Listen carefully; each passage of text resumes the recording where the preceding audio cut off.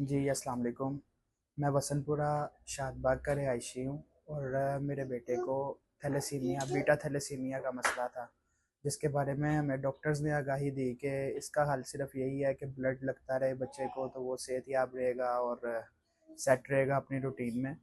लेकिन इसके साथ साथ और बड़े मामलात जिनसे हम खौफजदा होते थे। इसको ब्लड लगने की रूटीन ये थी कि इसको हर 28 से 30 दिन में एक बार ब्लड लगता था। फिर हमें डॉक्टर गुलाम यासीन के बारे में पता चला, जो कि शहर होम्यो क्लिनिक चला रहे हैं। इनके इलाज के बारे में हमने सुना कि इनके इलाज से काफ़ी बच्चों को फ़र्क पड़ता है और पड़ चुका है। फिर हमने इनसे रुजू किया और इनके पास से मेडिसिन इनके कहने के मुताबिक बच्चे को इस्तेमाल करवाई। और अभी 2 माह का अरसा गुजरा है, हमारे बच्चे की ब्लड लगने की रूटीन में बेहतरी आना शुरू हो गई है, जो कि 35 से 40 दिन पे चला गया।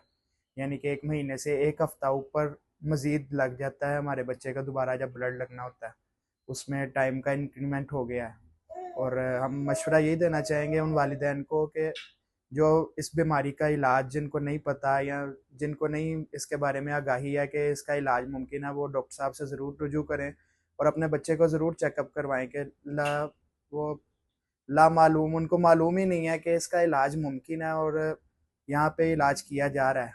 इंशाल्लाह फ़र्क पड़ेगा, आप ज़रूर विज़िट करें।